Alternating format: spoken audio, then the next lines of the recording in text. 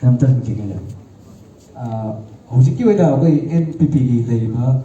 ꯌꯨꯠꯀꯤ ꯑꯇꯩ ꯑꯇꯩ ꯄꯣꯂꯤꯇꯤꯀꯦꯜ ꯄꯥꯔꯇꯤꯁꯤꯡꯒꯤꯁꯨ ꯌꯨꯠꯀꯤꯁꯤ ꯌꯥꯝ ꯅꯤꯡꯅꯤꯡꯅꯕꯨꯗꯤ ꯎꯖꯩꯑꯕ ꯑꯩꯈꯣꯏꯒꯤ ꯂꯩꯔꯤꯕ ꯌꯨꯠꯀꯤ ꯂꯩꯔꯤꯕ ꯂꯦꯚꯦꯜꯁꯦ ꯀꯗꯥꯏ ꯐꯥꯎꯕ ꯑꯩꯈꯣꯏ ꯀꯌꯥꯝꯅ ꯆꯥꯡꯅ ꯁ꯭ꯇꯔꯦꯡꯁꯦ ꯀꯌꯥꯝ ꯑꯣꯏꯔꯤꯒꯦ ꯑꯃꯇꯪ ꯃꯦꯗꯥꯝꯗ ꯈꯪꯅꯤꯡꯕ ꯑꯩꯈꯣꯏ ꯁ꯭ꯇꯔꯦꯡꯁꯦ ꯒ꯭ꯔꯥꯁꯔꯨꯠꯁꯇꯗꯤ ꯌꯥꯝ ꯐꯖꯅ ꯂꯩꯀꯣ ꯑꯩꯈꯣꯏꯒꯤꯁꯤꯅ ꯑꯇꯩ ꯑꯇꯩ ꯄꯣꯂꯤꯇꯤꯀꯦꯜ ꯄꯥꯔꯇꯤꯁꯀꯤ ꯇꯥꯏꯞꯇ ꯑꯦꯗꯚꯔꯇꯤꯖꯃꯦꯟꯇ ꯌꯥꯝ ꯀꯟꯅ ꯆꯠꯇꯕ ꯑꯗꯨꯒꯤꯁꯨ ꯈꯤꯇꯪ ꯍꯥꯏꯅꯤ ꯀꯩꯅꯣ ꯇꯧꯋꯦꯅ खलंब याय बट अखोइदी ग्रासरूट्स तगी याम स्ट्रॉन्ग रिस्पॉन्स ले यूथ के मतंग दे को अदुगा अयामनसु थबक तो होइना पांगथोक लेबनेना याम कना एडवर्टाइजमेंट रोम द चंग लेंगम दबा अदुगी सुनेबा हाइदे अखोइना खितंग NPP की यूथ से याम कना उ देखो ते ना खलंबसु ओरमे याय को अदो अयामनदी अखोइगी स्ट्रेंथ याम भजन ले अदुगा नॉट जस्ट मणिपुर दा खतंग जु नत्तबिदा अखोइ प्रेजेंस से मेघालय दा जु ले अदैदी नागालैंड गा अदै अरुणाचल गा जु लेबनेना यूथ की बेस ती याम भजन ले अदुगा अखोइना जु यूथ तसु याम फोकस तौरगा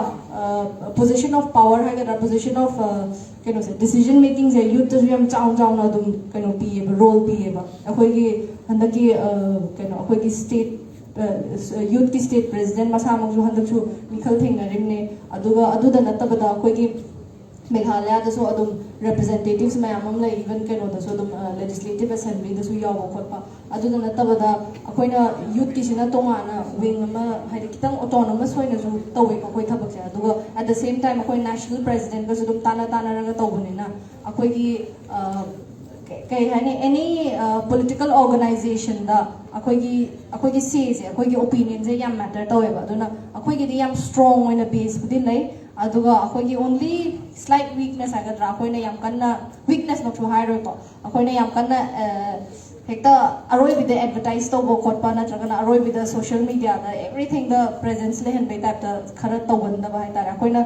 ग्राउंड द फोकस तौबा अखोइना ग्रासरूट्स द फोकस तौबा अदुमाइना ने खितंग अखोइगी खितंग डिफरेंट होइबा हायरबा